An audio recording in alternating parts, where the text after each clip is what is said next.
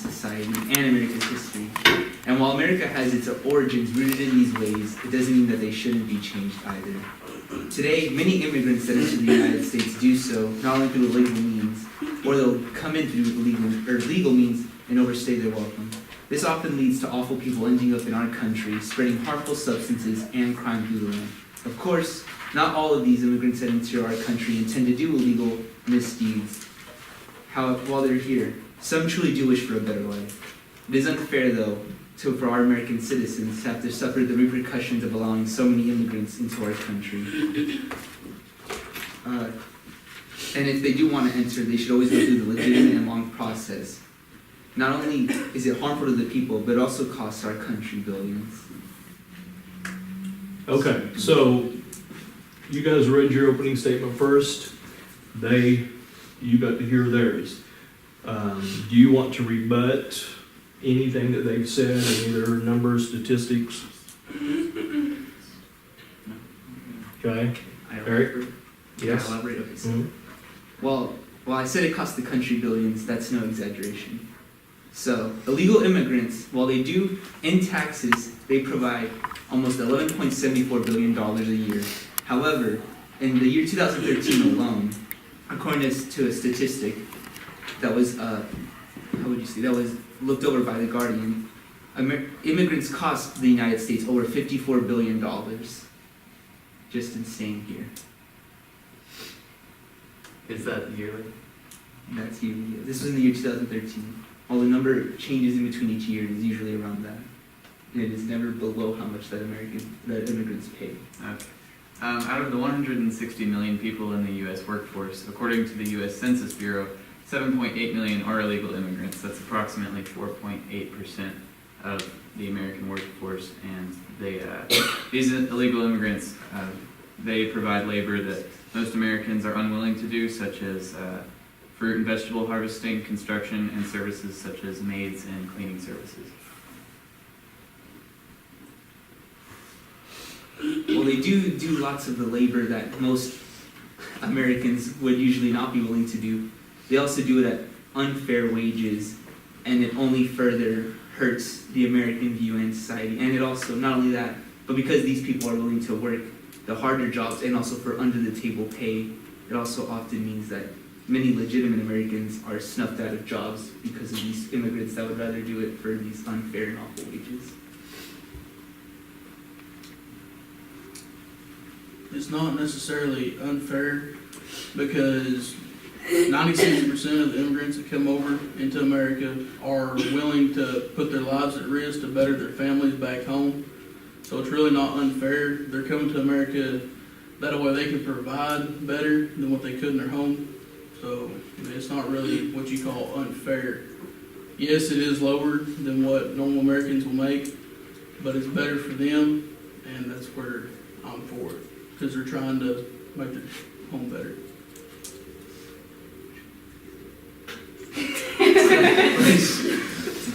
Okay.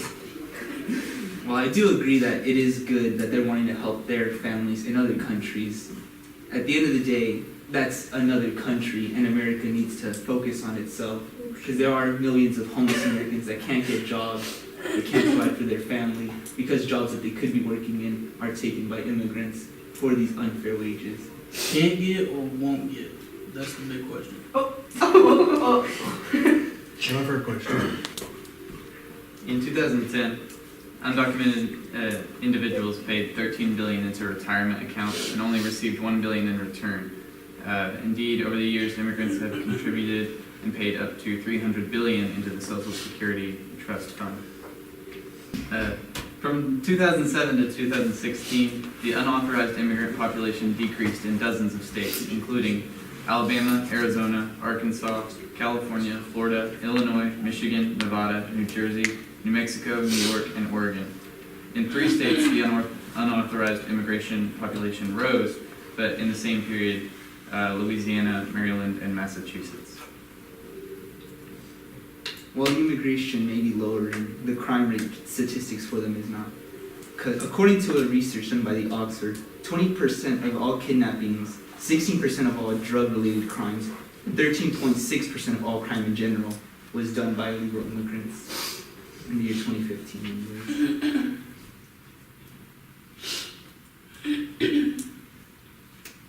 But look at the percent that wasn't done by illegal immigrants. There's a larger percent of crime done by the Americans in America than there is illegal immigrants coming in. Well, that is true. 20% is still a pretty big number for one group of people. When you consider how diverse the population is in between each and every category. That can be attributed to their lack of care in society due to education and medical needs. Since they're not given the same rights as American citizens, they're not given the same opportunities. They're not taught, they're not kidnapped. Yeah. Documented immigrants make up 13.5% of the American population and make up 30% of all new businesses being made in the country. Did you know that's actually interesting because my mother is an illegal immigrant. Well, she became a legal citizen. She actually mentioned that. Many immigrants, it is easy to become a citizen in America if you invest $1 million into a small business, because through a weird facet of the law, that grants you legal citizenship to our country. So many of those small businesses are only started for the sake of becoming a legal resident, not for the sake of helping the economy. But they help the economy. Usually not, because these go down very quickly, these family businesses. 20% of all new rising jobs are through the new businesses created by immigrants, both legal and illegal. Back to Parker's point, that's only 20%. Just mean how many more are provided by people that aren't immigrants. Yeah, but 20% of That's only 20%. 160 million is a lot. So only 20%. Remember? As your associate. But 160 million people aren't committing crimes. 160 million people are working. 20%. What's America's population? About like 270. 20% of that is 20% of the crime of kidnapping. So that whole committing crimes is immigrants. What percentage of the 270 is committing crimes? A large amount, I'd imagine. And then the percent of that is 20%. Okay, since this group opened, do you have any other remarks that you want to, statistics, anything you want to add? I'm gonna add something.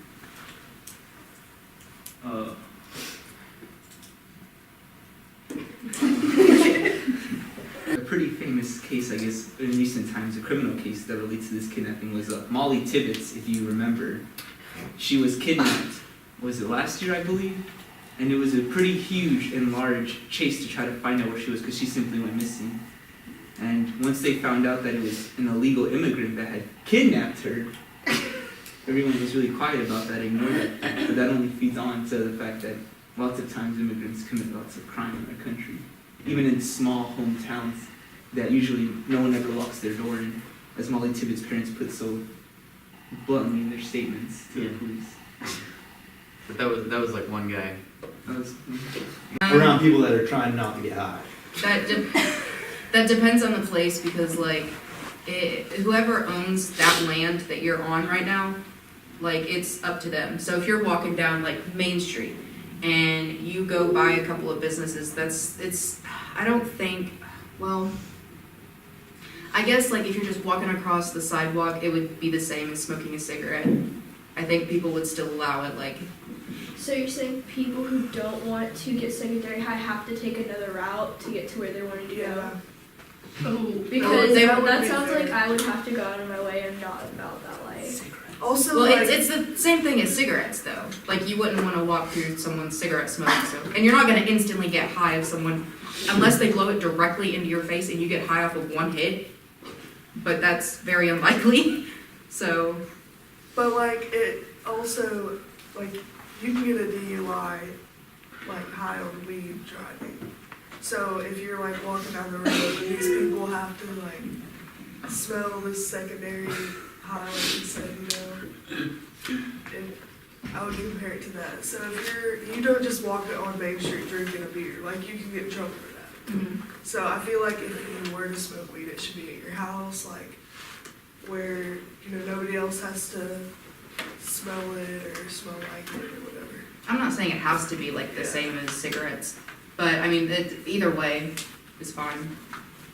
I think if the government regulates it, they'll probably put limits on where you can and can't do it. As far as secondhand high, you're gonna have to inhale a whole lot to get a secondhand high, and you're gonna have to inhale even more to even test positive for it. But it is possible. Any other questions?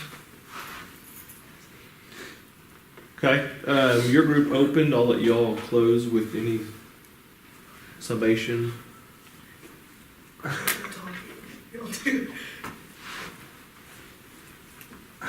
Jace, there's no one beside you over there. Recreational marijuana should not be legal because it affects your brain drastically in negative ways. And positive. Okay.